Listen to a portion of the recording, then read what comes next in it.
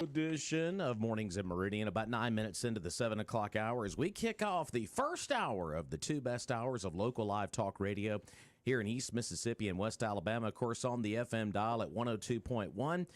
We are on Facebook Live. I appreciate you folks watching on Facebook Live right now. Of course, our Facebook page is WALT Talk Radio. And, of course, we're on X, YouTube, and we've got our brand new mobile app that you can now download. Simply search WALT 102.1 wherever you snag those apps for your smart device. So lots of ways to stay connected with us on what's going to be a very busy 2 hours, just like it was yesterday. So who are we? I am Rob here on this last day of the month, and joining me is Charles Frazier. Good morning, Mr. Atkinson. How are you, sir? I'm doing all right. How about you? Doing quite well. Excellent. I have no idea what we're going to do today. Well, we'll just see how it plays out, I suppose. Said the same thing. Yeah. I ain't got a We clue. just don't know. I don't know what we're going to talk about today.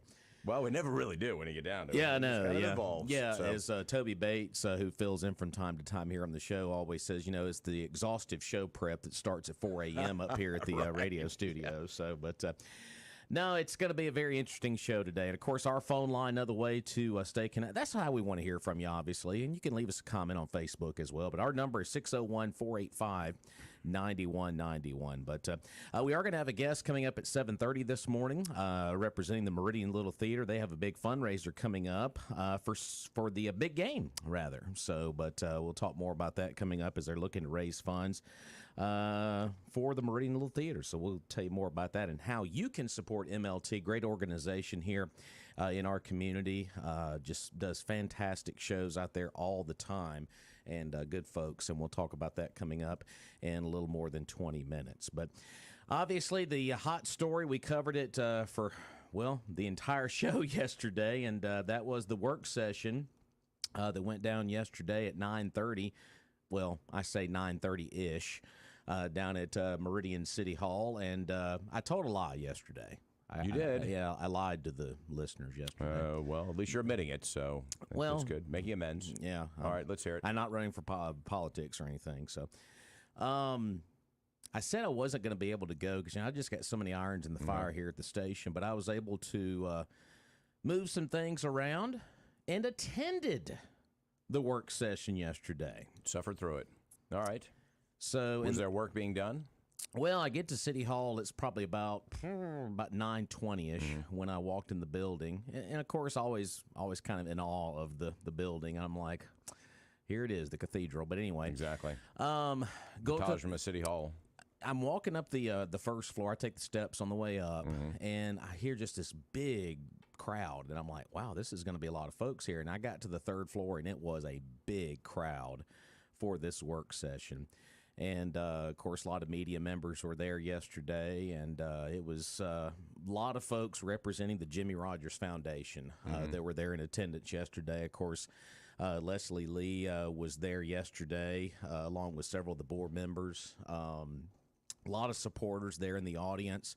And the reason I say 9:30-ish, and you know me, I'm just going to say it like it is when it comes to stuff starting on time, but the meeting did not start till well after 9:40. They, for some reason, waited to the last minute to get audio mics set up and everything like that. It's like, you have a 9:30 work session today. How about, and you're probably going to have a big crowd. Sure, yeah.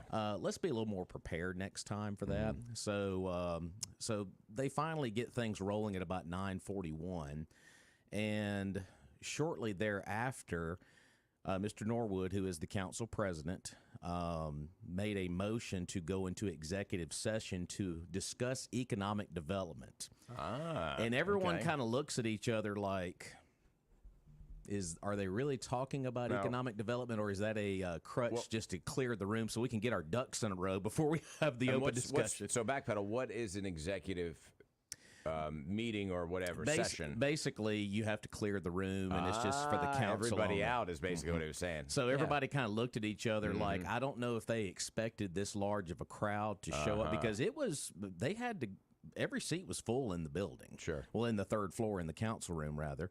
And so they go into executive session and they say economic development. So they have to clear the room yesterday. And we're like, okay, we'll clear the room. Well, I'll get up and go out again. And you should have heard the conversations out in the hallway right outside. I don't know if folks have been to the third floor of the council meeting room, but it's a little hallway. There's just, a couple little roundabouts in that hallway. The elevators are on that one corner. Well, a lot of people supporting the Jimmy Rogers Foundation that I talked to were like, they're trying to sweat us out so we'll go home. And a lot of folks were like, hey, I can't stay that long. I got to go back to work. Some folks did thin out. So that's the tinfoil hat mentality, a lot of folks. And I get Could it. Be, but yeah.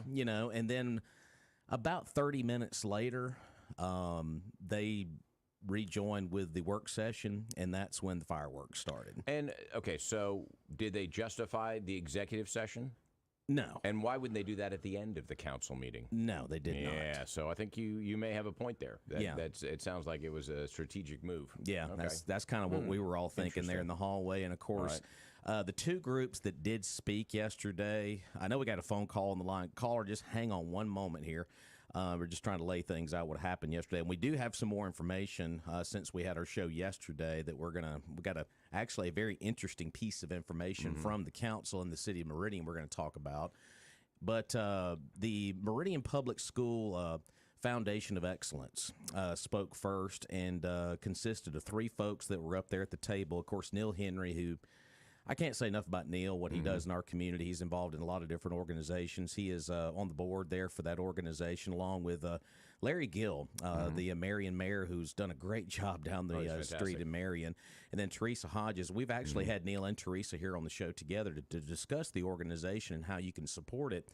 Well, they basically pleaded their case. Hey, this is what we do. And there was some confusion with the council. They thought the organization was directly tied into the school district. And I can see why that is possible because of, hence the name, Meridian Public School Foundation. But they are technically not tied into the school districts. I think in a way, the council members did not vote to give them funding. That was one reason. And they also thought, well, the school bond issue passed, so why can't you just use those funds? Well, they were like, we're not associated with we can't access those funds. But what it boiled down to with that organization and Jim Rogers, according to the council, and I'm assuming the city attorney can check this off as well, is that they did not get their applications in time because there is a process, and it's a very confusing process that will take a while to explain. But bottom line, you have to have your applications in for the contribution, the giving, by July. They send it over to the attorney. They go through a vetting process. Once that vetting process is over with, they turn it back over to the council. Here's the funds that are being requested, and then that's when they go through the process. And I know we're skipping ahead a little bit, but if the Jimmy Rogers Foundation did not get their application in on time, and that therefore kind of precluded everybody from voting for them, why were they then awarded a little bit of money? Yeah. So, it's kind of like some voted for it and some didn't. We can get into that later. I know that. But, and that's the confusing part about it. There is a form that we were able to, that I was able to get yesterday, and actually I got it through the city. And, of course, the Meridian Star also published it on their website as well.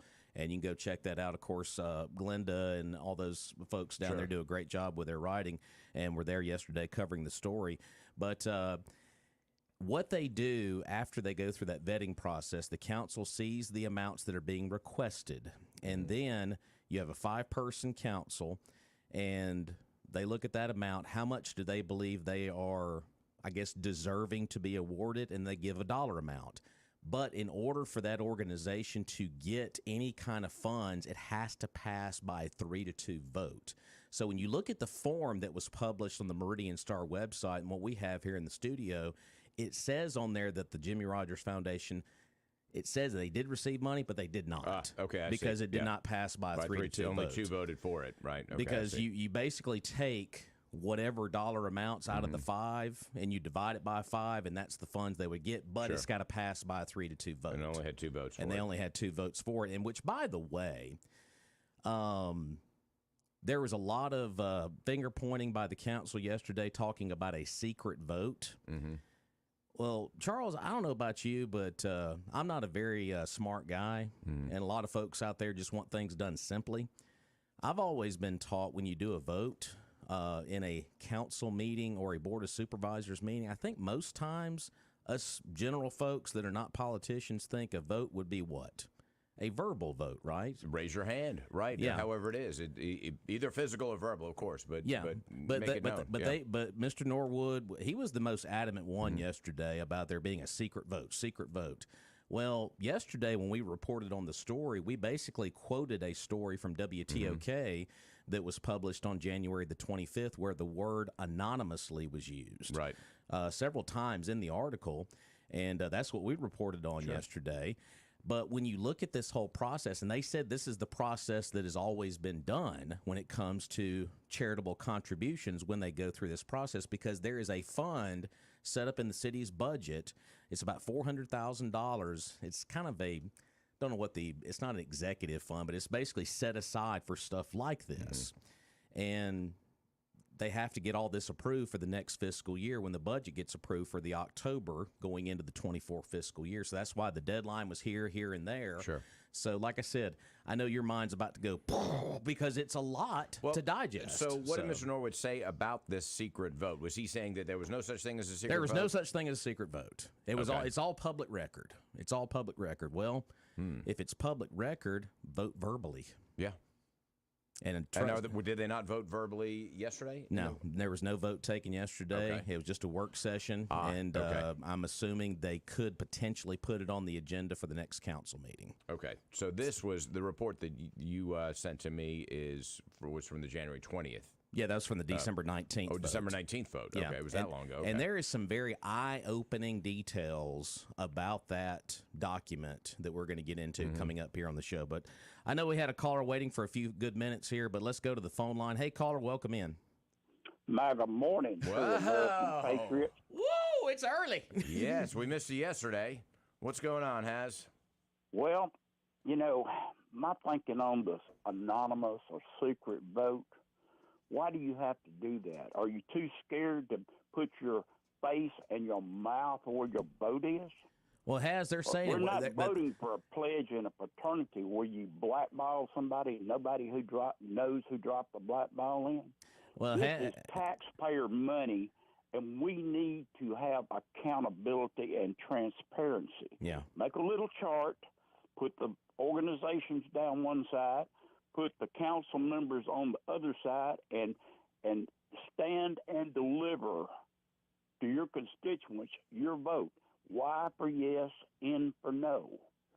Well, it's funny you say that because that's what we got right here. I got the document in front of me, how everybody voted and the dollar amounts of every organization of how they wanted the funds to go to. So, well, why did they even say it was anonymous to start with? If that document existed, and evidently it does, and they're always screaming transparency and let the people know and, disseminate information. But look at the organizations. I had an old girlfriend one time. She said, we do what we want to do, and we do what's important to us.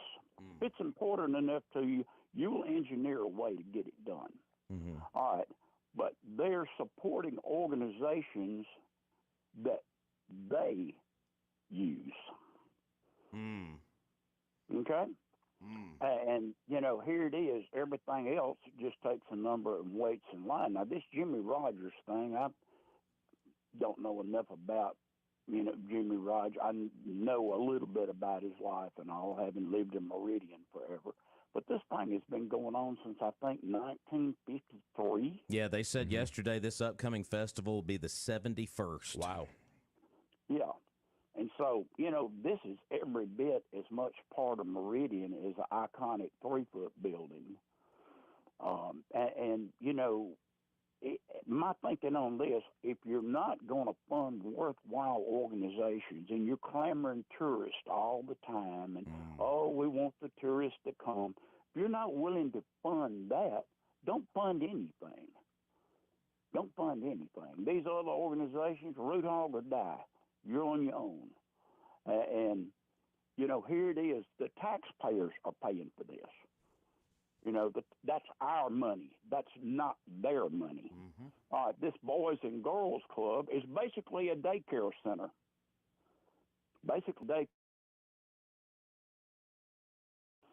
All right, let's have some accountability on that.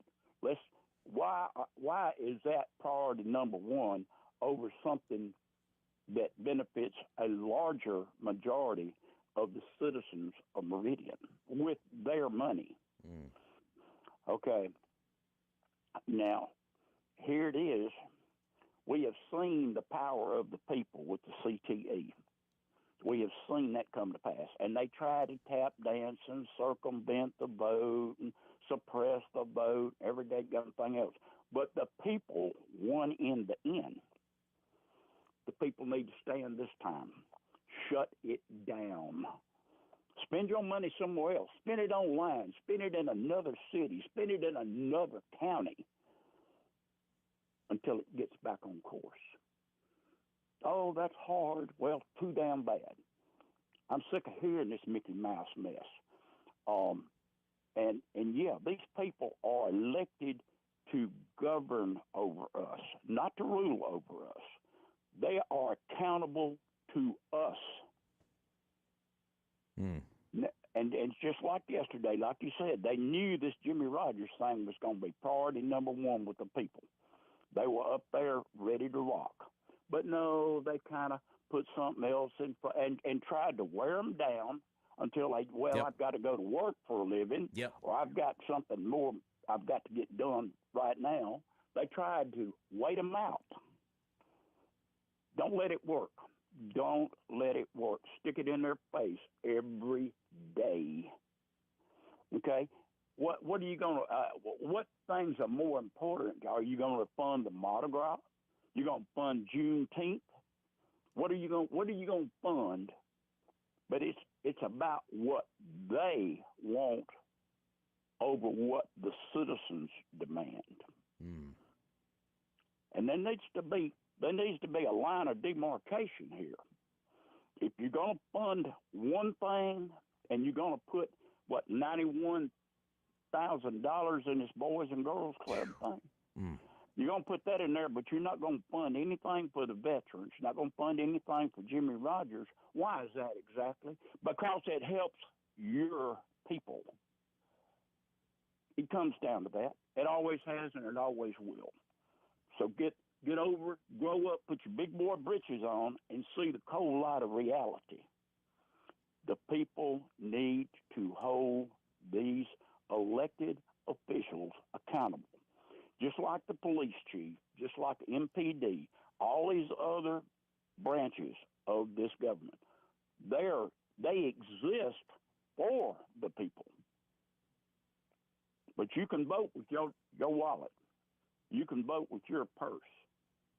Turn the power off. Roger that.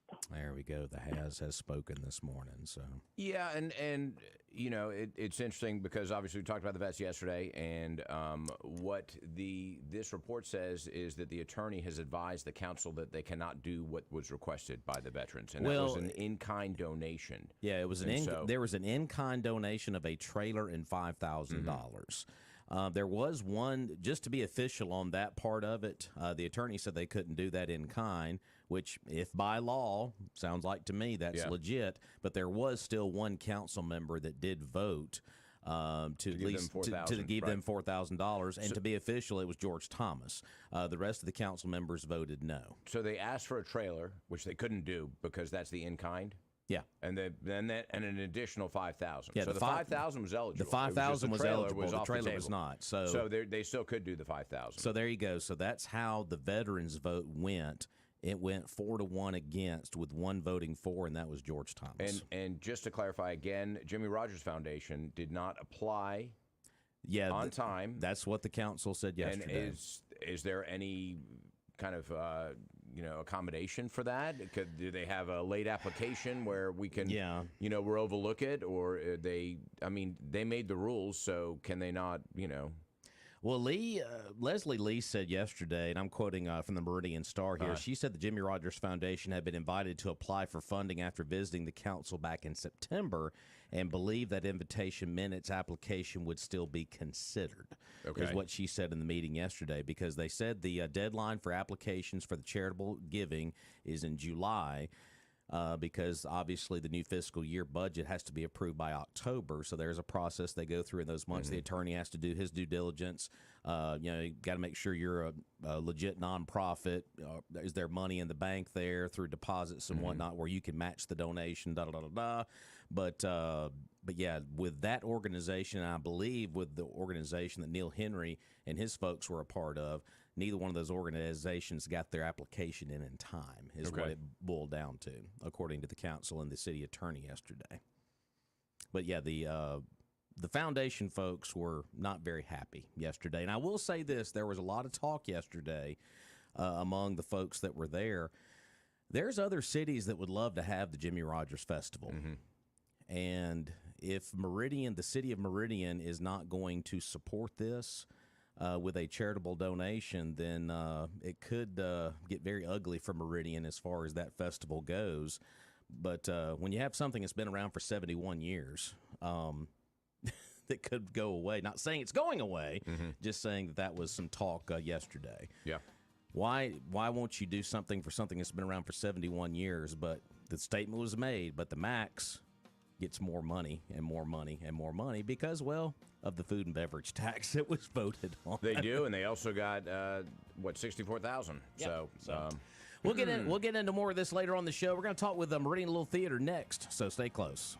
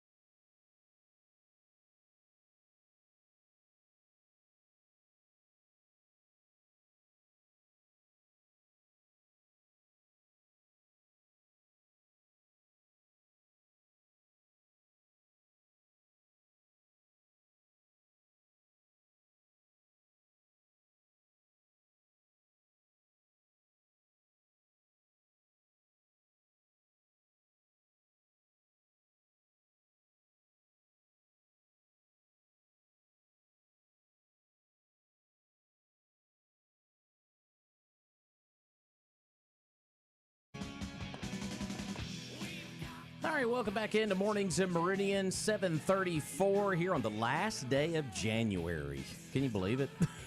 Wow. Already Gone flown through fast. a month. So. Yeah. We'll get back to your phone calls coming up here on the show at 601-485-9191. We're also going to talk about some butts here in just moments. But before we do that, we need to thank one of our great sponsors up in Philadelphia. And it's a short drive to go check out the great line of vehicles there at Doc's Toyota or online at docstoyota.com. Either way, yeah, take the short trip up to Philadelphia. Check out all the 2024 Camrys, Tacomas, 4Runners, Tundras, Highlanders, Corollas. You name it, if Toyota makes it, they've got them, and they got plenty of them up there as well. They've also got a huge selection of pre-owned inventory, all been through the rigorous multi-point Toyota inspection process, so you know you're getting a good quality pre-owned vehicle. Check them out, as you said, at docstoyota.com, or just drive up there on Highway 16 West in Philadelphia, Mississippi, and you can even buy a car online for that matter. Oh, yeah. But, there are many deals out there, but there is no deal like a Doc's deal. Absolutely. Well, I never thought our next guest would be here to talk about butts, but she's here to talk about butts. I always thought you would. About time. Long overdue. We've got Linda Brewster in from the Meridian Little Theater. Linda, how are you? I am good, Robbie. How are you? We're good to see you. Good to see you.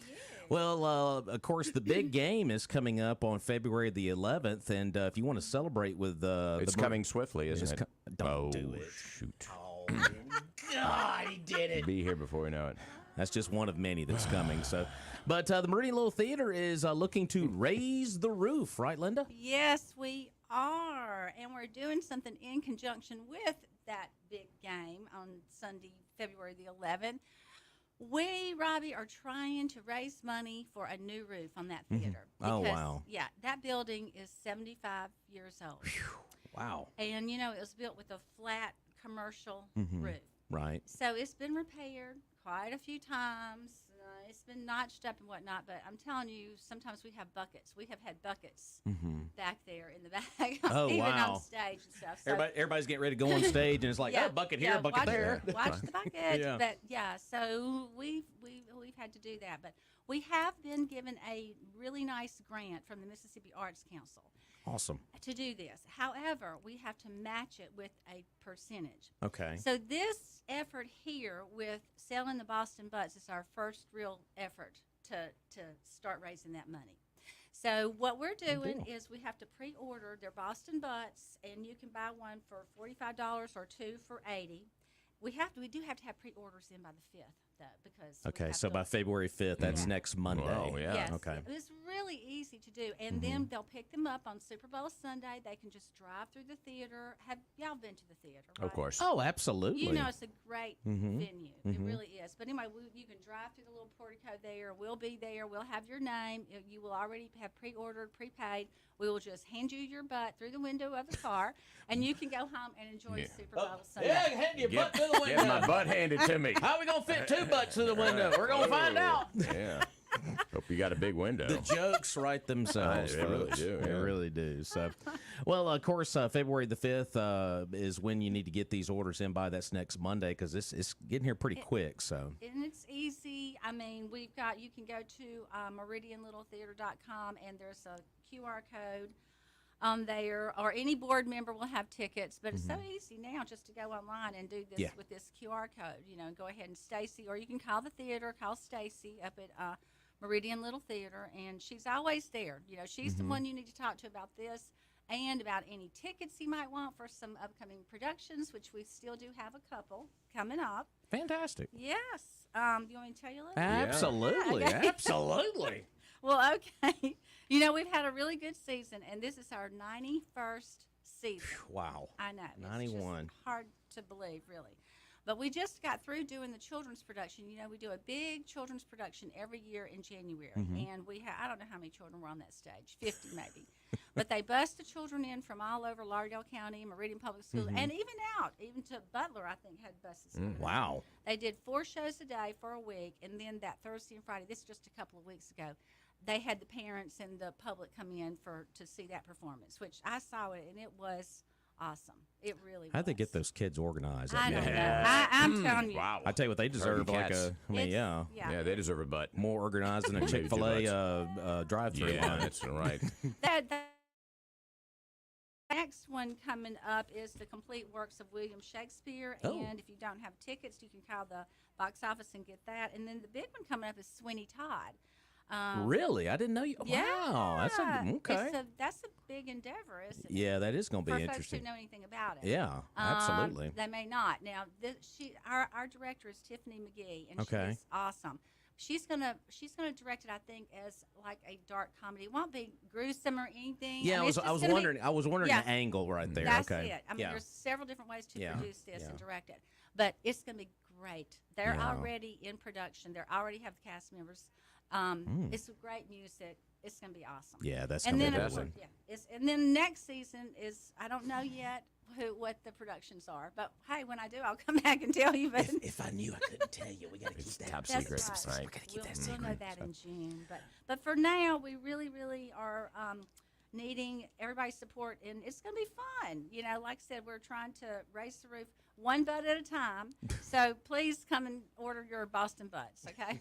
One butt. One I might butt get at two a- butts. I don't I know. get two. Yeah. Well, I mean, the thing about it is, when folks host like a big party for the game or whatever, everybody's like, I'm going to run around town, get this, get this, get that. You can basically take care of pretty much everything right there. You know, You can, but and then what- you're giving back too. and we do it through the scouts, but we'll shred a butt and then put it in the freezer. Yeah. And then yes, you've got yes, it for yes. Yes, we will actually. I'm glad you brought that up. Actually, we will have a card or a note up there telling people how to take care of it, or different ideas Yeah. of how they can use it and serve it and Great. Or freeze it. Yeah, Yeah, because a lot of people get it and be like, what am I going to do? What do we Yeah, what do do with we this do old with big this? old butt? yeah, it's a lot There's a of butt food. in the fridge. Hey, What do we honey, do I with got a that big thing? butt. And they go, what? Yeah, I know. You got a big butt. Exactly. Don't So- say it. That's, I never thought it was that big. Yeah. What are you talking about? $45 for one, $80 for two, and of course, all the money is going to go right back to the Meridian Little Theater to help with the roofing project. And once again, the deadline to get your reserve orders in is February the 5th. Now, you can call the box office at 601-482-6371. That's 601-482-6371. And Linda, as we said, most people like to do the online thing. What's the website again? MeridianLittleTheater.com. See, it's that easy. MeridianLittleTheater.com. So fantastic. So we're going to keep plugging away at this because, you. 91 years, 91 seasons rather. And I just did not realize that the building was that old. Well, the building is only from 1975. 75. But I don't know if you know or remember, but the original Playhouse was on 52nd Street. Correct, Remember? yeah, It was yeah, called 50, which is now North Hill Street. Correct. It burned Oh, down. yeah. And so then, after that, they built the one out on Highway 39. But total 91 seasons, and we are one of the largest community little theaters in the state, the Southeast. I mean, we do great. Fantastic. Productions are always fantastic. Oh, they really are. Oh, Yeah. well, thanks. They We really are. Love it. Really We love are. it. So, but and of course, while you're on the website as well, check out the season that Linda just talked about, and get season passes, get passes to all this stuff. I mean, really want to encourage you folks to do that and really get involved in your local theaters. So, and by the way, pickup time on Big Game Sunday is going to be 11 to 2. So 11 to 2 is going to be your window right So there. don't skip church, but after church. After church. Yeah. Little There you theater go. I had people to told get me to miss my- church, go get my butt. Right. And Picking the up a butt. That's why I And the wanted preacher's church. going to be like, why'd you miss church? I had to go get my butt. Right. What? Picking up butts. Yeah, it's important stuff. So if I don't want a butt, say I'm a vegetarian. I'm not, but just say. gosh. Look at this. Here we go. Can we just make a donation? And how would we go about Sure, doing that? Absolutely. Call the box office. Okay. Excuse me. Call Stacy. She's there every day from 10 to 2 during the week. And if she's not there when you call, I promise you she'll call you back. Okay, That's good. awesome. Thanks for bringing that up. Yeah. Yeah. He's always thinking. Oh, hey, and this sweatshirt I have on Yeah, I'm seeing says that. Meridian Little Theater, and we're selling those too. Really? Hold that up for the camera. We got That's the camera right. right Oh, you there. got a Hey. camera Yeah, here? we got Yeah. cameras What? now. Yeah, you've been Yes. on. You've been on TV the whole That's time. right. Broadcasted throughout the world. Really? Okay. Yeah. Didn't tell me that. I didn't sign up for this. I shouldn't have said anything, Yeah, but I well, did finally. it's all So, right. Oh, my gotta so show the those shirt. so those sweatshirts are on sale now. Yeah. Yeah. Okay. All right. Actually, it's this design, and then there's block letters. Oh, you okay. might like the block letters Okay, better. But okay. Yeah. little more manly maybe for me. I don't know. There you go. Manly MLT sweatshirt. 601-482-6371. That's the box office there with the Meridian Little Theater or meridianlittletheater.com. And, folks, get your orders in by February the 5th. And, of course, pickup will be Big Game Sunday, February the 11th, the Swifty Bowl, 11 until 2. So there you go. You had to say it. Well, I said it first, so, whatever. Well, I'm just, it's like a tennis match. We're back and forth over here. So, but anyway. But get involved in this, folks, and let's help the Meridian Little Theater raise the roof one butt at a time. And we're going to keep plugging away at this over the next several days until we get to deadline day on Monday. Linda, always so good to see you. Thank you, Robbie. Thanks, Charles. Absolutely. So Awesome. Thanks for coming in. we're going to take a break here on Mornings in Meridian. We'll take more of your phone calls, open those back up after this at 485-9191. We'll be back.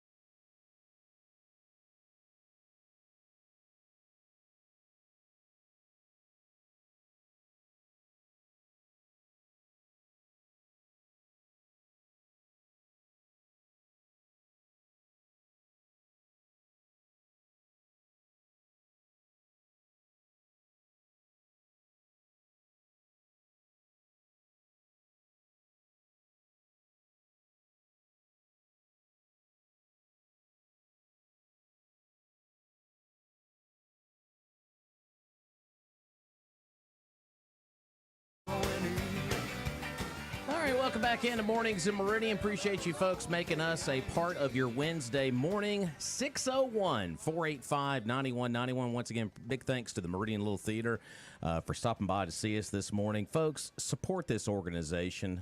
It is a fantastic venue out there on 39, and still a lot of great shows are coming up this season. And, boy, this is a worthwhile cause to help them purchase that new roof there at MLT. And it's funny that she came in here because I did not see a grant application for MLT with the city council. Look at you! And I wonder why not. Look at you! Which is great because they're relying on community support for it, and which is kind of how it should be done. And what a novel idea, right? And raising funds through fundraisers like selling the butts. Well, and that's like I mentioned yesterday with the scoreboard project out there at Meridian High School, the $536,000 scoreboard that they want to put in. Well, it's going to go in. Let's raise the money Right, like they did with the turf, as you said. Yeah. You know, and they've already done it once for turf. Do it again for the scoreboard.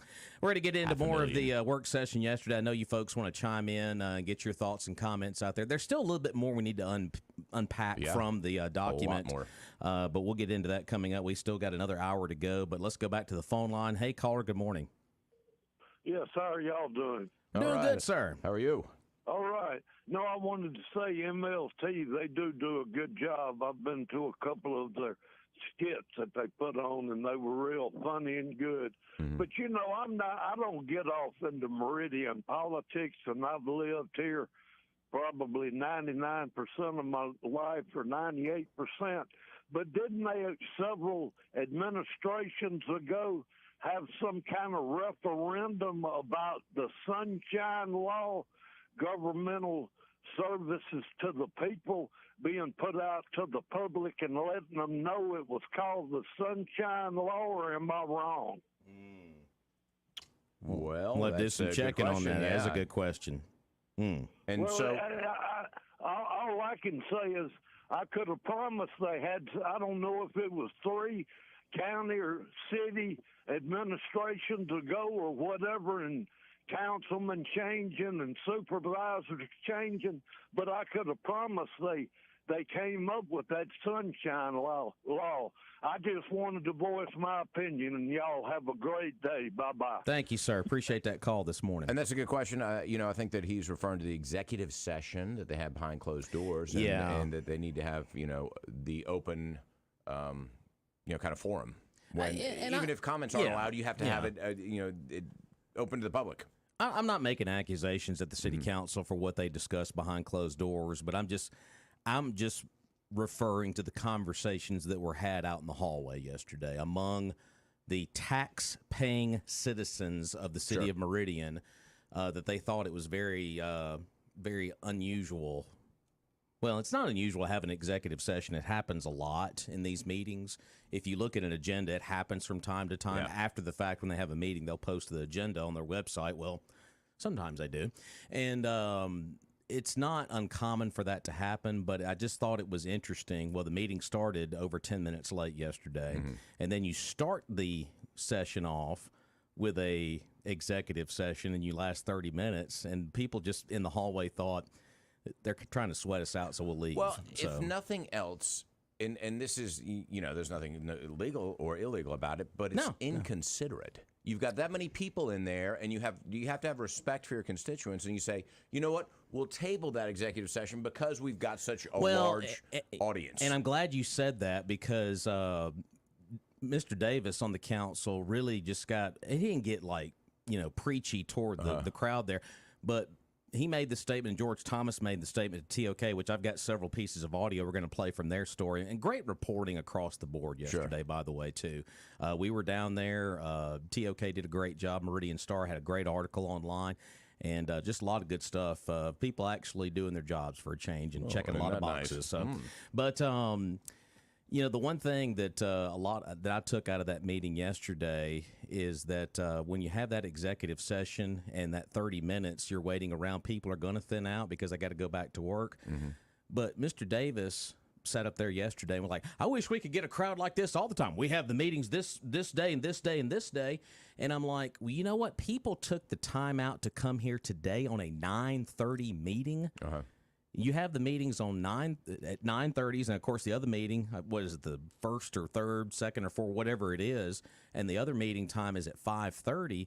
Be thankful the folks showed up today. They may not show up next time, but you know what? It was a 9:30 meeting, and a lot of folks showed up. Be thankful they showed up instead of getting so preachy toward the folks out there. Just saying. Yeah. I mean, I understand where he's coming from. There needs to be that kind of crowd at every single meeting and get more engaged in local government. But did it feel like a reprimand? It felt like it, and it should have been a praise to some folks that were in the crowd. It felt like it should have been isn't it great to see this many people here, and thank y'all for coming out and supporting the city council and the work that we're doing. But once again, going back to that executive session, it's maybe beyond inconsiderate. It's disrespectful. Yeah, you know, to the people that took the time out to come to that meeting, because you can table that till after the meeting if you needed to. Yeah. You know, or at the tail end. Okay, everybody said their piece. You know what they're there for. Yeah. You know they're there for Jimmy Rogers and to support it, most of them. So get through that and then do it, you know? Yeah. But anyway. Let's go back to the phone line. Hey, caller, good morning. Hey, good morning. Morning, sir. Several days ago, when they first came out with the mention in the news of the meeting yesterday, the work session, I had Roger was on, and I mentioned several things. One of them was that in light of the problem that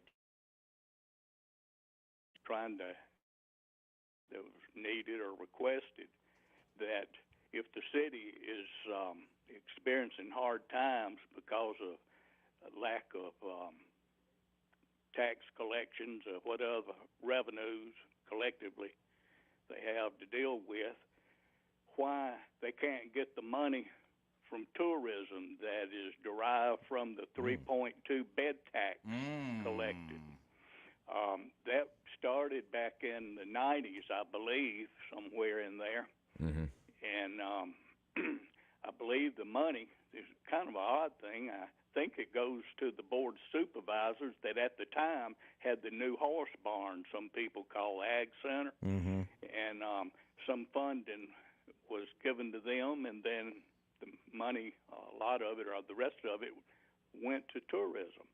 And I think constantly we hear how the hotel industry has grown here, and probably maybe twice as many rooms now as it was in 1990 whenever they started doing that. Mm-hmm.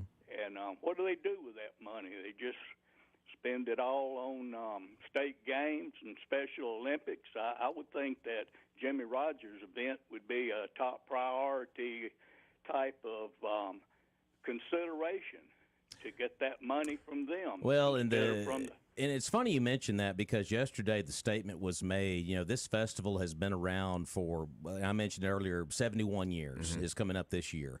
And the statement was made, I can't remember who made it up front, because like I said, their backs were facing the crowd. Sure. And they were speaking to the council, because this wasn't a traditional council meeting. It was a work session, obviously. And one of the board members made the statement, this has been around for 71 years. The Max has been around a handful of years. Let's support something that's been around here for a long time, because there are other cities that would absolutely love to get their hands on this. And other stuff that we have here in Meridian that does not get supported, other cities would love to get their hands on it. So that statement was made yesterday about the Max in specific there. And going back to the Tourism Commission, I was actually on that for a while, and I know that we did give grants to the Jimmy Rogers Foundation at that time. Now, this is going back 6-7 years ago, maybe even longer, that I was on that commission. So this was, I think, a piece of the puzzle for funding for them. Sure. It was just one of the many grants and things that they've applied for funding. So, and to be fair to the foundation, they did make the statement yesterday, we want to get to a point where we are self-sustaining, where we do not have to rely on funding like this. And I think that's with every organization. Everybody wants Nobody wants to keep applying for grants. Everybody and hoping you get it. Fingers crossed. Hopefully, everybody wants to say that and get on their feet and do their own way instead of always relying on government dollars to keep you afloat. But they did make that statement yesterday as well. Sure. Before you go to the news, one last question. It seems as though through some local news source in the last maybe week or so, I recall something about the intent or proposal to raise the bed tax from 3.2 to 5%. Yes, and that was to fund a sports complex. Yeah, that was the county board of supervisors wanting to do that to help fund a sportsplex. Yeah, that's exactly right. I forgot that half of the story. Okay, that's all I have. All right, well, appreciate you. that. Thank you. Bye. All right, 601-485-9191. But there was, I know we're right up against the news break. You know what? We may just skip the news today. I don't know. I mean, I'm getting crazy. He's getting crazy. Well, I mean, it's going to be. We are the news. Well, it's going to be border. Biden kind of saying something stupid. Biden just doing Trump what he's with doing. his trials. About 15 trials. All right, there's your news. Okay. There you go. All right, let's go back. Exciting. Let's go back to the phone line. Hey, caller. Good morning. What's up this morning, guys? What's going on? Everything, the rent included. Yeah. I'd like to reiterate on something you just made a comment on, not relying on government money. Government does not have any money. That's the people's money. Yeah. You're right. Mm-hmm. And we should have a say on where it's spent. Unfortunately, we don't. Well, we do when we vote, and that's Yeah. about it. And But- people need to get off their duff and vote in this city. But we you talked know. about it earlier or actually yesterday, that even if we don't have a say specifically where those funds are going, we should be able to access all the books for those agencies that are receiving funds. Where's the money going? Show us the money. Should never any time be an anonymous vote. You either stand for it or you don't. You know. And that's what killed me yesterday is they sat up there and got so haughty, you know, about it. But there was no secret vote. You know what? The process may be the way it is because they put it on a piece of paper. But Yeah. I'm not a smart guy. But when I go to a meeting, the vote usually is verbal. Now, if this is the way the process has always been done, then why all of a sudden are we just now being told about how the process is done? That goes back to transparency once again. Oh yeah. Well, we all seen that in the little training school incident. You know how they did that. They tried to sneak that by the public, and there's going to be a revolt on this too. I promise you. Well, and the thing about it too is yesterday there was one council member that says, let's go ahead and vote. You know, let's go ahead and just do that. And of course, it didn't happen. But yeah, it got pretty heated up in that room yesterday. Well, it ought to be honest with you. You know, and I like I said yesterday on the EMBDC or whatever it is, those guys ought to be their paychecks and their funding ought to come from what they bring into the county. They haven't brought anything into the county, therefore I don't see why they need $100,000. You know, that's just my opinion. Yeah. I hadn't seen the first business come in here that was actually supported by the EMBDC that either stayed or was short term, and there may be some I don't know about, but the majority of them that come were short term businesses, and when the tax breaks go away, the business goes away. You know. Yeah. So, but anyway, my opinion. There you for go. what it's worth. All right. Well, appreciate you listening out there. All right, man. Y'all have a good day. All right. 601-485-9191. Like I said, we're just going to go ahead and blow through Fox News. I know the phone lines are lighting up this morning. But to get back to the I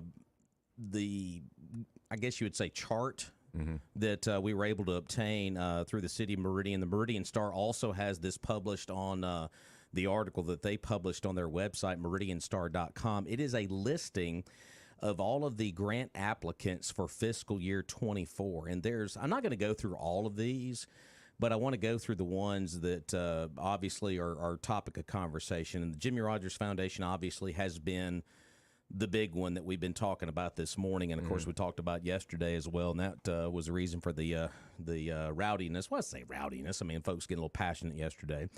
But initially, the Jimmy Rogers Foundation requested $60,000. Now, there is a section on this document. It says only eligible for this amount. Now, I know you're asking, why is that? Well, I explained earlier, when you submit the application, it goes to the city attorney, and they go through a vetting process and all this and that. Well, after all that was done, the foundation was only eligible for the amount of $40,082.72. Where do they get the 72 cents? Yeah, I don't know. Right, whatever. Well, and then 5 blocks here. It says donor A, B, C, D, and E. Well, at the top of each one of these sections is the last name of each council person: Walker, Lindsay, Thomas, Davis, and Norwood. As far as it goes with the Jimmy Rogers Foundation, Miss Walker voted in favor to give $30,000 to the foundation. Tybell Lindsay voted, her section is blank, so I'm assuming that meant a no. Mr. Thomas voted $40,000 for the organization. Mr. Davis and Mr. Norwood, their sections are blank, so Charles, that leads me to believe they voted no as well. So that's the reason they did not get any funding, is the way the vote broke down on that particular one. Okay, so going back to them having the late application, you would think that legally they would be eligible for zero because they didn't fit the requirements for the application process. However, the attorney has said, okay, we can do $40,082.72. So that was available to vote on. I could be wrong, but that's what it appears to be in this. But, you know, I mean, is it just me, or I really take exception to the terminology here? donor A, donor B. They're not donating. It's Yeah. not their money. That's the I way- mean, yeah. I know that's just it's semantics and it's the way it's written, but it's like they're not the donors. Yeah. We donated our taxes to it. Anyway, Real whatever. quick That's a before side note, real sorry. quick before we get to the next phone call, I wanted to go back to the section on here for the East Mississippi Development Corporation. Mm-hmm. The request for the fiscal year 24 was $130,000. That passed 4-1. 4-1. Uh-huh. Miss Walker said $70,000. George Thomas $50,000. Mr. Davis $50,000. And the largest amount, next to one other amount from Miss Lindsay, which we'll get to later on, was Mr. Norwood said give him $100,000. When you divide that by 5, that's where the $54,000 came in for the EMBDC. So you had one council member, his biggest amount that he was approving for was that. By far. Well, By actually, far. by Boys and Girls Club, he gave Yeah. 90. So, we're Yeah. like gave 90. Like, Yeah, here we go that's again. what- that's he what he- donated 90. Yeah, that's 'cause he's what the he donor. wanted to allocate, in his opinion, toward the EMBDC was $100,000. That was one of the largest amounts that really popped out on the chart to me. Yeah. So just saying. But anyway, let's go back to the phone line. Hey, caller, good morning. Yeah, good luck seeing them EMBDC books. Oh, man. They are what's called a quasi-governmental entity, which means they don't show their books to nobody. Never have. People's been wanting to see those books for years. But now as far as the Arts and Entertainment Center, they get they get money every month, Yeah. or every how they pay them. They getting that 2%. Yep. Mm-hmm. If you eat out in town, I know the visitors coming through eat too, but if you eat at a restaurant every day, you're paying for that thing, and this was a big lie when it got passed, saying as soon as that $20 million plus the interest was collected, that was going to come off. Well, yeah, if you believe that, then let me show you this oceanfront property I got in Arkansas. Exactly. So they're never going to take it off. So they're getting that, and also on the EMBDC, if you're a city resident, you pay there. You're going to pay them there, and you're a county resident, so you're paying there. Y'all didn't get a chance to find out the amount the county is allotting to EMBDC every year, did you? We actually did. We spoke with one of the council members yesterday, and it's one of the newest members, that being Justin J.J. Anders, and he said he was about 99.7% sure that the county does not give them anything out of the general fund. What? That's what he When told did us. that end? I can't believe that. That has just, if it ended, it happened recently, I think. But anyway,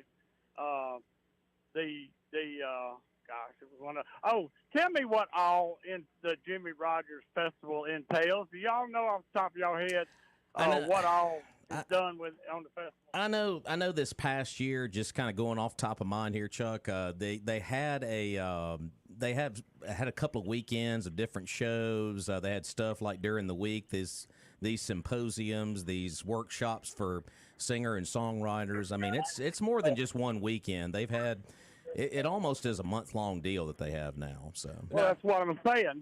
The city would more than recoup this minuscule minimum amount of money through tax. You remember every time they like the state games, they talk about what the economic impact. That's what they call it. Economic. It'd be worth $1 million to the city for all the people coming in, and you can't tell me that the Jimmy Rogers Festival doesn't bring in at least $50,000 economic impact to the city, and them sit there and do them like that.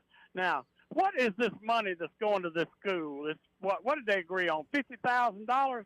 What is that? What is that going to go for? are you talking about are you talking about the Weschler School Foundation? Yeah. Yes. What are they going to do with that money? They requested 107, and they ended up getting. Let me see. I had the number right here. 52-4. 52-4. And by the way, the council. I'm looking at the vote on that one. I believe it was a unanimous vote, if I'm not mistaken here. Yeah, they all voted unanimously on that project. Miss Walker said 50,000. Miss Lindsay said, go ahead and give them the whole 107,000.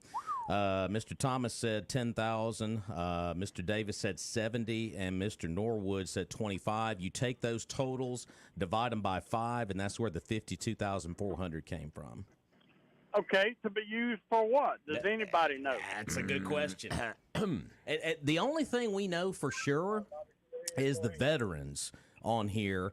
It was a description in there with the East Mississippi Veterans Foundation. They were asking for a utility trailer in kind and $5,000.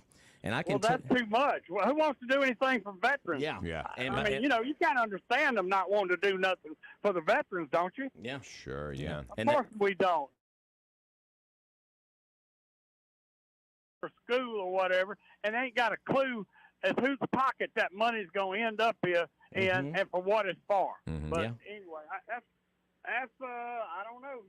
Thanks, guys. For listening. Yeah. Right, appreciate it. Yeah, it's your ears start to perk up on some of this stuff, and you're wondering where a lot of this goes. And I think those are going to be a lot of questions still going forward on some of this. But Charles, still a lot to digest on this. It is, and going back to the max, if we're looking at restaurants, and the average restaurant in the state does about 1.5, something like that, and so that's what $30,000 that they be contributing. Sure. How many restaurants do we have in this city? Ooh, offhand, 75, probably more than that. Maybe. Yeah. Yeah. Well, that's a big chunk of change. It is a big that's chunk of going change. right there, just funding it, and not to mention all the events they have and the admission and the membership. By the way, speaking of the max, there was 3 sections at the bottom of this document that did not have any request numbers on it. And Charles, I know you're looking at it with me here. It was section 17, 18, and 19 at the bottom of the page. There was no funding request in the mix for Boys and Girls Club, the Max, or the Children's Museum. However, you can look at the max donation. Donation, once again, the max assigned by each council member. Boys and Girls Club, there were 2 that gave them $94,000. So I suspect that was the ask because it's an odd number, and 2 of them voted for that same number. That was Walker and Lindsay. That was the Boys and Girls Club. The max, the highest amount is $80,000. From Lindsay. So it was at least 80 that they asked for. And the Children's Museum, only one person, and that was Councilman Thomas, voted to give them money, and that was $50,000. So they at least asked for 50, if not more. Yeah. But anyway. Yeah, the total when all was said and done, and I know you did the math yesterday, but it was... This top section was $450,000, $830, $450,830, and then the bottom section here is $212.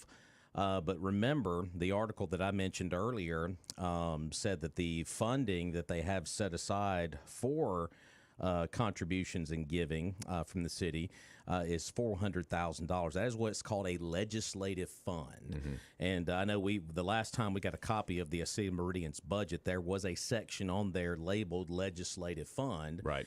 And that's where these monies come from, is a legislative fund with the City of Meridian. Of course, your City of Meridian budget ranges anywhere from 48 million when all is said and done. Of course, when you divvy all that up among all the other services with water and sewer and policing and other things. 9 million. But yeah, the city council decides how much money it wants to allocate for charitable giving, and it puts that money in the legislative fund. So the council decides on how much money goes into that pool, and then that's the pool they pull from to divvy up to these charitable organizations. So let's just say, for instance, I gave you those numbers a minute ago. It's 425,000 and 212. Well, everybody was not going to get something at the very end of the day. So there was going to be some folks that were going to be left out. But let's just say, for instance, I'm not saying this would ever happen, but what if it did? What if everybody was approved and they voted on everybody? Well, you only got $400,000 in a legislative fund, and that's going to be well beyond your budget limits. So somebody was going to get left out in the cold nonetheless. Bottom line, unless you're going to go over budget, which I don't think a lot of folks will be happy about that either. So, yeah, that is kind of interesting. And there were some who probably voted in excess of that. I would have to add up what each donor. No, you go back to that. It just irritates me. But anyway, well, maybe not. Looking at, let's see, Walker was 410. Lindsay 365 because they do the total of what they voted on. Thomas 350. Davis 400. I mean, he was right on the money. And so was Norwood, right on 400. So they probably knew, hey, this is how much we have in the fund, and when we do our voting, they probably based some of that on that. To be fair to the council, I would say. Well, they probably had an idea. Okay, this is my 400. This is how I'm dividing it. This is how I'm dividing my 400. So yeah, I imagine. So what I said hypothetically probably would not happen because of that factor right there. So obviously, but yeah, the city attorney Will Simmons said there are a number of laws that govern charitable giving by the city, but the one that applies to most organizations is that the city can only provide matching funds. So nonprofits must provide bank statements or other proof of funds in an account and cannot rely on pledges or other funding. So that was a big part of that. And after the review process is complete, the council is given a list of organizations, what they requested, and whether or not the group is eligible for funding. So whether you're eligible for funding or not, you're still going to be on that list. In my opinion, if you're not eligible for the funding, why put them on the list? Sure, exactly. Take them off. I mean, it's just like take them off if they're not eligible for the funding. Just take them off the list completely. So from there, each individual council member will take the amount budgeted for charitable giving and distribute it among the requested organizations how they see fit. Those 5 lists are then compiled together, with the organization selected by 3 or more council members receiving funding and those with 2 or less getting nothing. For those getting funding, the dollar amounts from each council member are added together and then the sum divided by 5. So that's the reason you get the totals that you get when all is said and done. So, yeah. Like I said, very complex formula. Yes. For sure. But there's no secret voting. None. No secret voting whatsoever. No.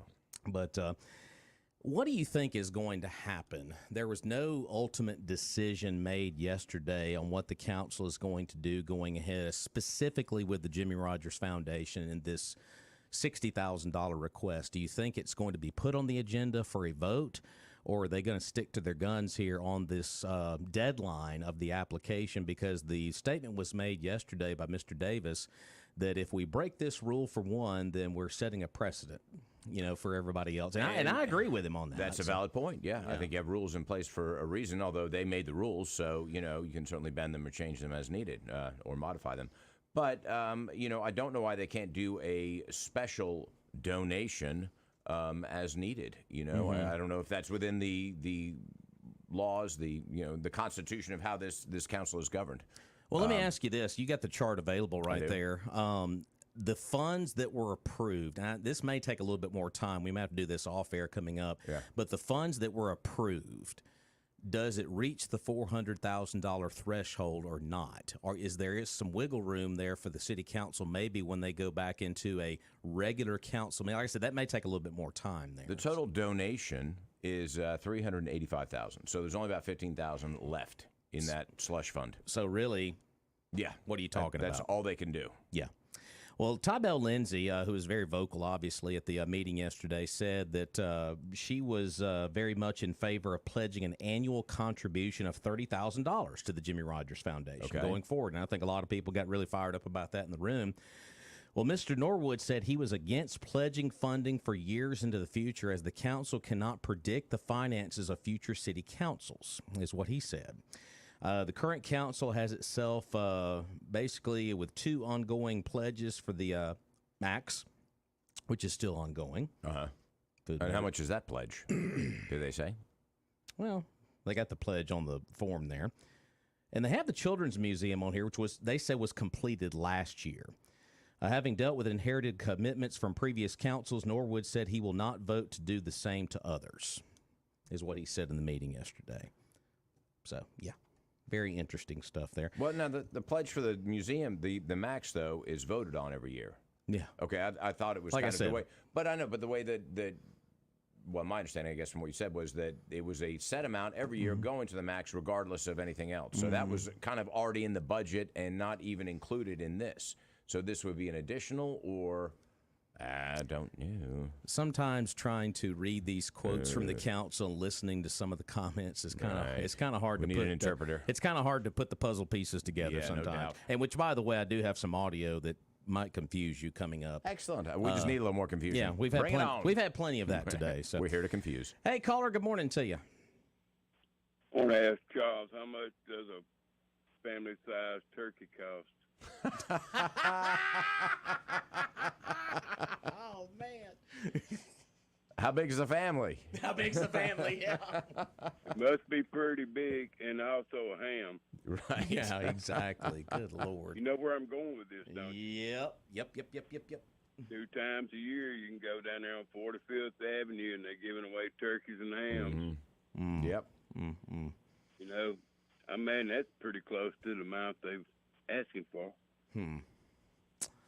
But I ain't going to start no trouble. Y'all have a Well, good you day. just started it. Yeah. Too late for Have a that. good one. See ya. All right. All right, before we continue on here, we need to thank one of our great friends here on Mornings in Meridian. That is Jeffrey Wilson, State Farm Insurance Agent. Folks, if there is one guy that loves his community, that is Jeffrey Wilson. It sure is. He's a great neighbor, and you know you can save an average of $889 when you combine State Farm, home, and auto insurance. And Jeffrey Wilson is ready to help you do that. All you got to do is give him a call, 601-483-8253. You know, he is like a good neighbor. He's my neighbor. I know that. I see him all the time. And, you know, it's always good to know your insurance agent because you want to sit down with them once a year and he will analyze all of your insurance needs and make adjustments, sometimes save you even more money. But, you know, you need good insurance. That is beyond question. Give him a call, 601-483-8253, or go see him, 2401 Highway 39 North. He's always wearing khakis. Great guy. You see him all over town. Like a good neighbor, Jeffrey Wilson is there. All right, before we get back to the phone lines, I want to thank WTOK. A couple of their reporters were down there yesterday covering the event, and I do have some audio from their reporting yesterday. I've got some audio here from Dr. Thomas here, also Ms. Walker and Tybell Lindsay. I think this first cut is from George Thomas, just his comments about the turnout yesterday for the work session. This is a courtesy of WTOK.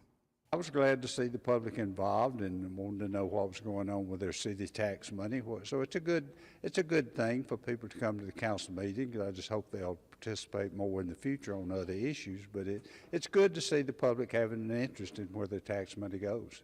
Yeah, pretty basic statement there. I think we can all agree on that. Good crowd, and hope folks can attend these other meetings. But that was from Dr. Thomas yesterday. Ms. Walker had a couple of comments here from her. Kind of tough to somewhat decipher some of this, so this is from WTOK as well. This time we wanted to make sure it was fair because someone has a person, someone on there that was not from Meridian at all. And we said, how are we voting on someone that's not from Meridian, giving them funds? So we decided, let's do 3 votes. If they get 3 votes, they pass. And so we did it like we do it in regular councils. Don't know where that came from. But, sure, it sounded like they changed things up just to make it fair, right? Because we decided to do it 3 votes, is what she said. Am I right? Here's another comment from Ms. Walker here. Okay. We're going to do it fair. We come in and we found out some things that some things may not have been done fairly the way we think they should be done. This is a new council. We want to do it fair for all people. Not when they say one man created equally, that's what we're trying to do. All right. Another comment from her.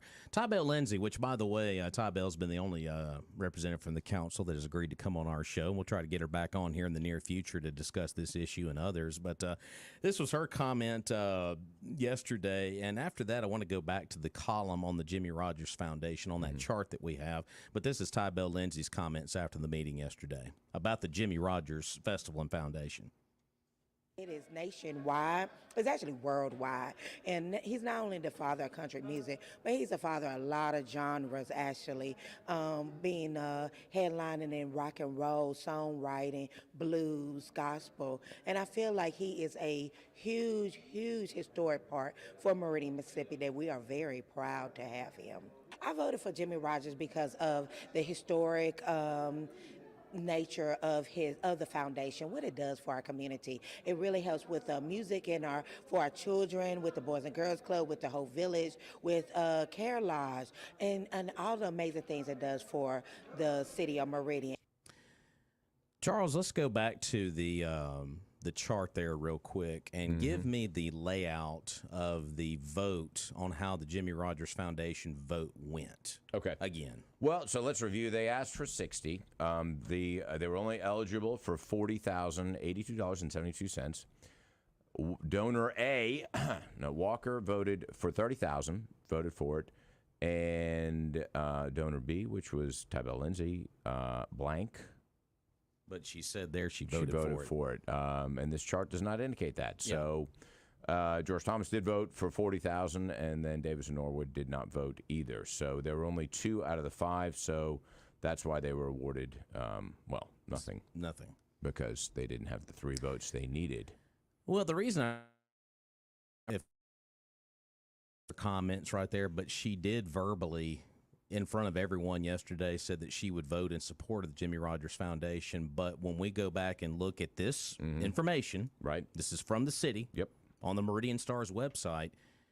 I mean, it says what it says there, but it evidently she did make a statement yesterday in all of the conversations that was being up there at the podium or at the table rather, that she was even confused by the process. That's what she said about the process. That's not good. Yeah, exactly. I thought that was a little interesting, but I just thought that was a little interesting that she made the statement there to TOK that she voted for it, but when I go back and look at that information, it says blank. Unless there's a typo. There may be, they meant to put possibly. that money in the Lindsay column. They put it in the Walker. Possibly. Who knows? The Thomas column. They meant to put it in the Lindsay column. Either way, and that certainly can happen. Yeah. And it could be an error like that. She said she voted for it, so maybe she is misremembering. There's a lot on that chart. I got a whole lot of misremembering. There's a lot on that chart. Yeah. But folks, the bottom line with this whole thing is what I've learned in the last 24 hours. This is all very confusing. This process, and they've said this is the process they've always used for charitable giving through the city of Meridian. But when it comes down to it, government is confusing. Yeah, inefficient, and yeah. Exactly. We got the phone lines ringing up again. Let's go back to them. Hey, caller, good morning. Good morning. Hey, now. Listen, it was by accident that they got 2 votes because you just have one person on there that's competent to the taxpayers that pay the bills. And that's Dr. Thomas. So you was lucky you got 2. It was pure accident that they voted yes, I'm sure, because they didn't know what they were looking at or voting on. People should wake up. Okay, it's not complicated. Okay, we've got one person on the council. Okay, that is a taxpayer. Do you get where I'm going with this? Catch exactly where you're coming from. Okay, and I mean I'm not being ugly or trying to be ugly. Yes, sir. But it gets back to the people elected. Until we have people that actually have skin in the game, they're not presenting the people who's paying the bills. Period. Yeah. Think about that now. It's not confusing. Yeah. Okay. Yeah.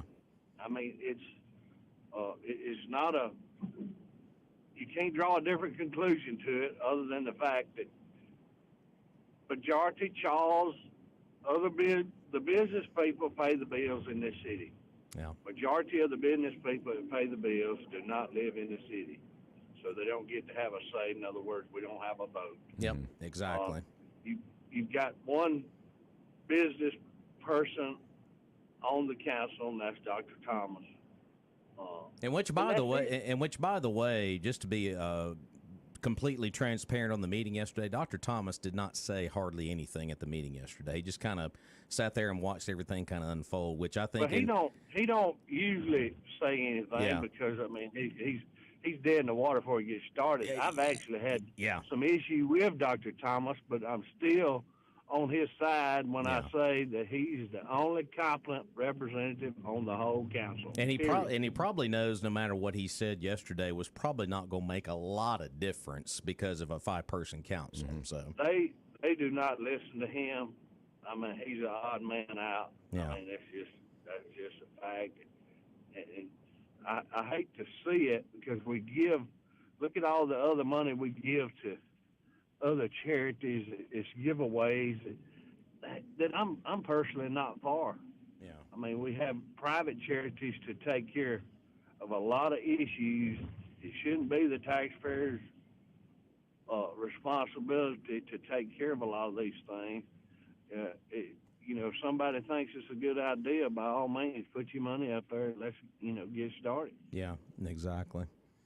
But anyway, guys, listen in. I don't want to get off too much because I'll say something I shouldn't say. I do that every day. We've got a bleeper over here. It's fine, man. We can edit but, it. It's basic. I mean, it's common sense basics. We have a council that is just not representative of the people. Listen, if it was about pushback, we'd have a new chief. Oh, yeah. Okay? Yeah. Yeah. So think about that. Yeah. We've got our priorities in the wrong place. So we get homeless, trash, and a new police chief and get crime under control. Hey, the rest of these issues are really not that important in the big picture. Yeah, exactly. I mean, we want to revitalize downtown. We need it to where it's safe to come downtown. Right. It would be better if we had a parking spot downtown, Well, you got the parking garage. You can walk. Yeah, you can walk. That was real intelligent on the people that come up with the Children's Museum and the MAC. Yeah, when well, the buses got to stop and drop them off and go park down at the old Village Fair Mall and wait to go back and pick them up because there's no parking. Charles knows very well. Yeah. Well, listen. He's got a business right in the middle. Well, listen. We got to run. We got to pay some bills off here. See ya. Appreciate you out Have a there. good one. Hey, thanks for the call. Yeah. All right, we're going to get back into more of this coming up after a break. Phone lines are. Let me touch them real quick. Woo, they're hot. All right, we'll be back.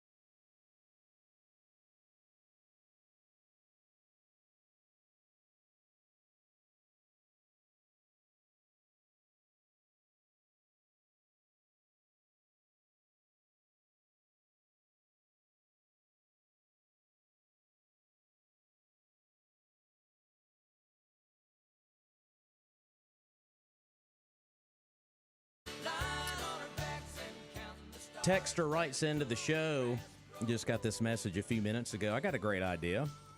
Let's just pull the plug on all of this and not do anything. Plug. Not do anything. Everybody stand on their own 2 feet.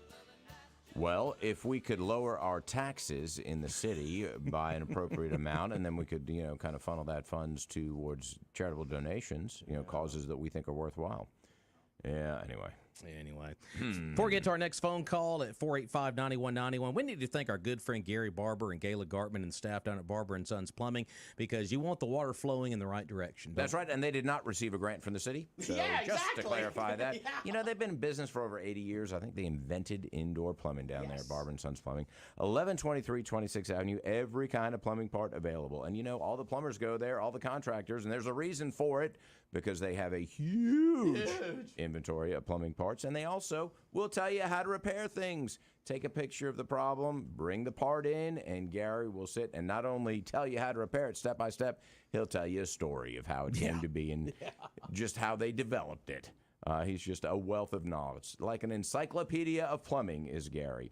Anyway, Barber & Sons Plumbing, 601-482-7023, 1123 26th Avenue. That's conveniently located right near downtown. Barber & Sons Plumbing, over 80 years. Man. All right, let's go to our next phone call. Hey, caller, appreciate you holding. Good morning. Hey, good morning, gentlemen. Let me start off this morning saying that you guys are doing a great job. Y'all do a great job. Thank you, sir. Appreciate that. Appreciate that. And before I get to my main point, I'm going to make it short. Mr. Frazier, thank you, sir, for your business that you have. And since you have an advertisement on WALT, do you have lamb chops on your menu? Lamb chops? No, we don't. Oh! But we've got a new sous chef playing around with a lot of different ideas, and that is one thing. I love lamb, and so we're going to do it at some point. All right. We used to do them in New Orleans with an apple jalapeno mint jelly. It's fantastic. Oh, wow. We may do something like that, but, follow us on Facebook, and I'll let you know specials, that sort of thing. So, okay. But thanks for the compliment. Keep our eye out for that. We keep our eye out. Definitely. Okay, listen. From the last conversation, now listen. Mr. Davis, he's really concerned about the city now. He's got a business around the city now, so he has some skin in the game. Mm-hmm. Who I like to see to run for mayor of this town. I think he would make a great new mayor for Meridian with the concern that I know that he has. I know him personally. Okay. Yeah. Okay. And also, let me throw this up in here. Joe, he's going around, Mr. Joe Bite Me Biden. Oh, boy. He's going around promising all this stuff. For example, he went to the HBCUs and he promised all this money, okay? But what he do is he promised all this money and he'll throw it into a bill that he knows is not going to get passed through the Republican. He's talking all this craziness. And so when it don't pass, he'll try to be like, oh, yeah, them mean Republicans, they didn't want to give you all that money. But he ain't tell him he throw it in there mixed up with all this other pork. So ain't no one going to get a setup. Mm-hmm. And people can't see through it. So the next thing he do, he goes around to the black churches. And black people, would y'all stop being bamboozled by this promising stuff? So he goes to the black churches, and black preachers, I'm going to call you out. You all are sitting back there skinning and grinning, and Biden is lying to y'all just to get y'all votes, and you can't see through it. This man was up there 50 years, and all the stuff that he's talking about now, all he had to do was just recommend it in bills years ago. Mm-hmm. So, he's phony, man. He really is. I think Exhibit A on a lot of the bills that Biden was behind when he was a senator. How about that crime bill? How did that work out? Hey, locked up a lot of innocent people for a joint. Mm-hmm. You know. Mm-hmm. Yep. Yeah. So that's and one more thing. When Roger's gonna be back in town? He'll be here tomorrow. Okay, because I got a question I got to ask Roger because we talked about this before. Okay. But anyway, a great show, and I'm just as confused as you guys is on the Apple thing that they got. I mean, hey. I was counting on my fingers and toes yesterday at the work session. People were like, "Why do you got your shoes off?" I was like, "I'm trying to count all this stuff up as we go here." I'm more confused now than I was at the beginning of the show. I know. I think we all are. Yeah, man. It's a lot of inside stuff that be happening and going on like this what we can't understand is happening, and we wonder why this can't get done. And when you look at it, it's like, man, it's just confusing. That's why we can't get it done. Yeah, it's sad. Real sad for our city. Yeah, but we ain't gonna give up on it though. We are not giving up on our Queen City. Amen. There we go. All right. I love that. My man on the street, appreciate you out there. We're listening in. All right, there you go. 485-9191. Well, while you're out on the street, you want to swing by exit 150 and get yourself a delicious breakfast to start the day, go by and see the gang over at the Magnolia Restaurant inside the Queen City Truck Stop. What's on the lunch menu today? Well, they got the long haul breakfast, speaking of breakfast, but lunch Wednesday. Oh, we got chicken and dumplings. Whoa! Man. Hamburger steak with onions and gravy, fried chicken. That's my favorite. And, of course, fried grilled pork chops. They always got the veggie plates. You know, the service is friendly. The coffee is hot. You always meet some cool folks over there at the Queen City Truck Stop. Magnolia Restaurant. You know, you can get something to go as well. Give them a call, 601-482-0259. Just pick it up, and, you know, it's fast, and they'll have it ready for you. Don't go through the fast food service. No, get some home cooking over there at the Magnolia Restaurant inside the Queen City Truck Stop, exit 150. And, of course, going back to the work session again from yesterday, the council did not say whether or not they would reconsider their votes, but wants to express to the public that the voting was not done in secret. It wasn't secret? I think if I had a nickel for every time I heard that yesterday, I would have been able to buy everybody lunch yesterday. I mean, it was at the Magnolia Restaurant. At the Magnolia Restaurant. So, but yeah, that was mentioned a lot yesterday. Well, and the reason the public feels the way they do about that process is because, well, they explained the process. We tried to explain as best we could earlier this morning. To do. Yeah. But the common man and woman that are the tax-paying citizens of this city, when they think of a vote at a meeting like that, they think of a verbal vote. Well, not and only when you do it on paper like they did, and they said this is how it's always been done, if that's the case, fine. Explain that to folks. Instead of everybody just assuming that it was done in secret. Sure. Because when you don't explain the process up front and vote for it on a meeting on December the 19th, several days before Christmas and during the holidays when not a lot of folks are really paying attention, you might want to explain that a little bit more thoroughly instead of folks making accusations.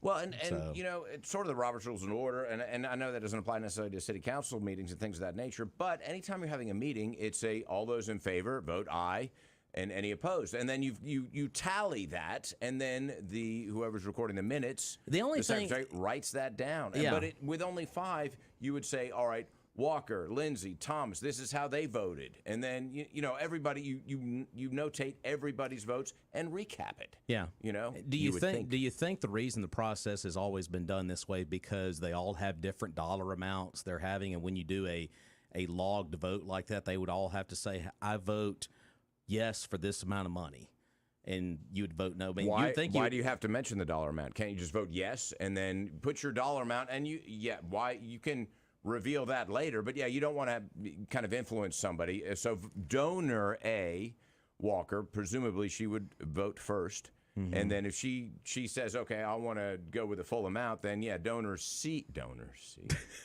might say, oh well, I was going to go 4,000, maybe I'll match that, or even worse, politically, I want to appear to support this, so I'm going to vote more than donor A.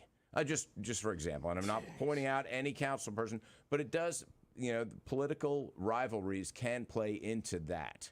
So I think that just the yes vote is how that they should record it. And then afterwards they should, you can have a reveal, I voted 5. We've got a 10, reveal whatever. right here of how we do. But as far as the process within the council meeting, you don't want to have political one-upmanship of, look at me, you only voted 50 for Jimmy Rogers. See all those folks out supporting Jimmy Rogers, I'm going to vote 55. You know what I mean? It gets into silly political rivalries. And so that's why I could understand that the amounts could be not necessarily anonymous, but certainly revealed after the votes have been tallied. Sure, yeah. But yes, the yes or no should be immediately known. I vote yes to fund, I vote no. That's it. Yeah. Anyway, it's my 2 cents. Gotta love it. You want to put the 2 cents into a grant? I could. I'd give it to Jimmy Rogers. Won't go very far. I just feel bad for the veterans, man. $5,000, you know, and I'll give another 2 cents to them too. Yeah, they deserve that, and they a do. lot, They do. lot more. No doubt. So, hey, caller, good morning. Welcome in. If yeah, I want to appear to support it, so I'm just gonna lie. What if? Let me see now. 3 people have to vote in favor of it. It's only three votes in favor, and it passes, right? That's right. The way they do it is they get the amount that is being asked for from a charitable organization. They vote on it. How much each individual council person will vote. How much money they want to see go toward that organization. If it gets 3 votes out of the 5, they take all the dollar amounts from the 5 council members, divide it by 5, and that's the amount the organization gets. Or divided by 3 if only 3. No, divided by 5. It's got to be 5. So 0 is line. factored in. And if you get a 3-2 no vote, it doesn't matter what the other 2 did. It just does not happen. It has to pass by the majority there. So, but three will pass and they will get money. All right, now counting the lady who forgot her. What did y'all call it, Miss? Remember? I don't know. I can't remember. I'm misremembering that. What a great political term, misremembered. Misremembered. That's got to be a Clinton thing. That term, boy. I misremember when I molested that young lady. I misremembered that. Wow. But anyway, misremembered. So now, if did 2 of them vote in favor of giving money to Jimmy Rogers? 2 votes. Yes. In favor? Yes. Right? Yeah. It was Miss Walker and Mr. Thomas. Okay, so the lady that said she supported it, but it showed up that she didn't support it, that needs to be retallied and go back. So that would be 3 votes in favor, and they would get the money, right? Well, I mean, that's what she said in her statement to TOK yesterday. But when we look back at this document, it said she did not vote for it. Well, if she did vote, if she thought she voted for it, then she needs to be jumping up and down and say, nope, I voted for it. Something got mistallied, so that would be 3 votes, and they get their money. So somebody needs to pin her down on that and find out exactly what happened there. You know, but maybe if they can't get the money, maybe they could go to Laurel and apply for that, or Hattiesburg. Oh no, wait, Jimmy Rogers is from Meridian. Yeah. My bad. I don't know. I don't know. My bad, guys. But like I say, the economic impact of the festival would double, triple the amount, a little bit of money that they're asking for. But hey, ain't nothing like living in a Democrat city, though. There you go. Appreciate it, Chuck. 601-485-9191. But yeah, folks, that's how the process works on this charitable giving. They get an amount through the application process and the vetting process through the city attorney. Once that ask is sent over to the council, they each get sheets of paper. Their section, they put the dollar amount that they want to see go to that organization.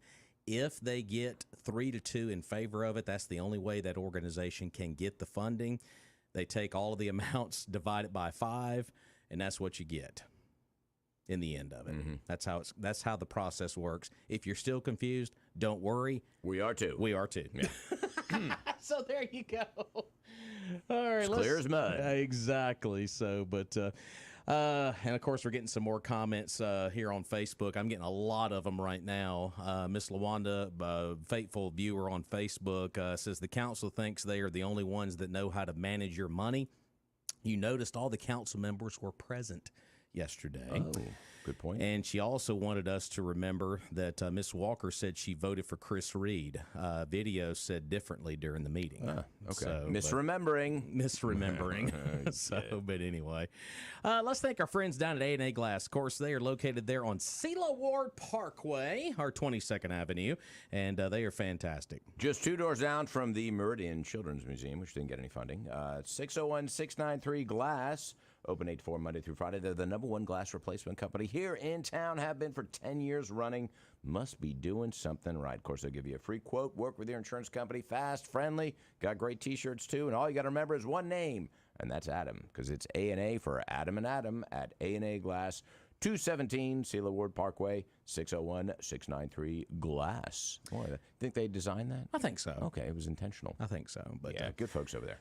Got some folks asking me, I'm getting text messages over here as well, where did we get the numbers that we're referring to about how these folks voted? Well, the Meridian Star actually published a PDF file within the article that they put out there yesterday. It was probably a couple of hours after the meeting broke yesterday.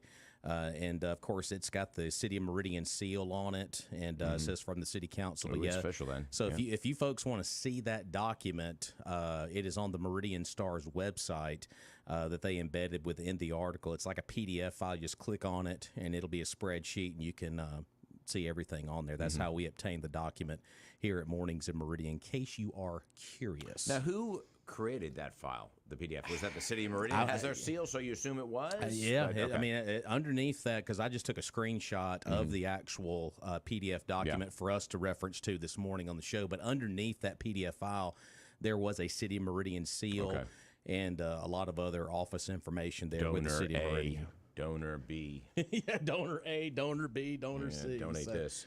Let's go Anyway. back to the phone line this morning. Hey, caller, welcome in. Good morning, guys. Morning. Hey, now. You know, the Jimmy Rogers things have been going on for 71 years or so. Yes, sir. I can remember when they started it. Anyway, I don't think there's probably any other venue that has brought as much money into Meridian as the Jimmy Rogers thing over the time period. I wish they'd go back to the old way it was in the 70s and 80s, because we had people coming all the way from Australia when that was going on like that, and now that they have one program, a day or a week, whatever, they don't come back anymore. If they would have it running for a week at a time like they did before, I think we'd get a lot more people in here like we was back in the 70s and 80s. Yeah. But anyway, they deserve some help along, and I don't know about. I don't live in the city, so I don't got a dog in that fight, I guess. Right, right. But it looks to me like there's some room for improvement to me. Yeah, yeah. I think a lot of folks agree on that. But anyway, I wish they'd go back to the old way the Jimmy Rogers thing was. People had a good time. People came in from all over, and almost every year we had people from Australia coming over here. Right. And now I believe it was on that show. They got a telephone call into one of the guys that they knew in Australia, and he said he couldn't afford to come over here just for one show a week or something, Right, right.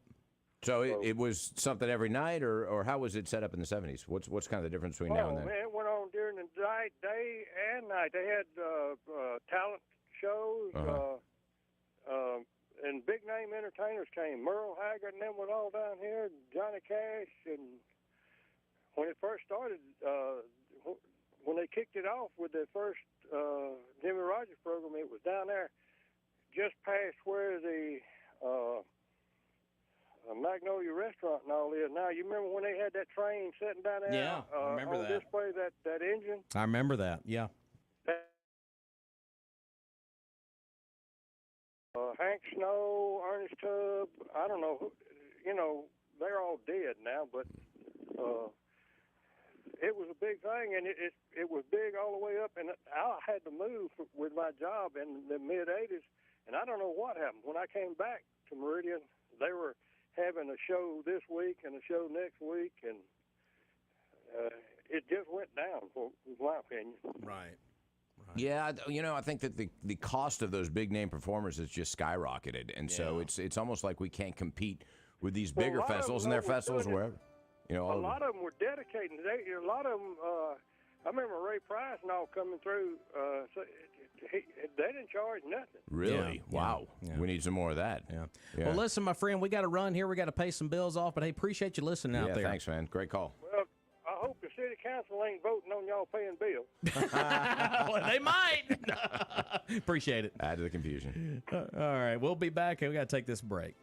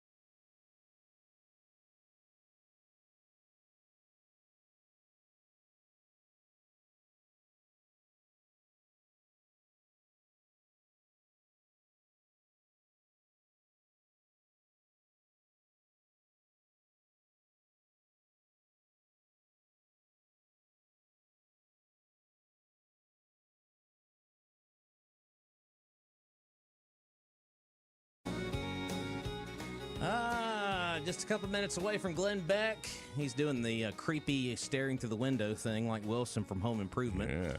And, of course, we have Clay and Buck, the great Sean Hannity fussing about something at 2 o'clock, and Joe Pags on your drive home a little bit later. It's been a busy show. Of course, Roger will be back tomorrow, allegedly, but we've got one more phone call coming in. We got about a minute, caller. Good morning. Yeah, I'm not going to take long. All right, come on. Your previous caller has not been to Jimmy Rogers in a while. They did spread it out all over the spring, and that was several people's biggest complaint that it wasn't a festival. And it's now back to 1 week of all the events. Mm-hmm.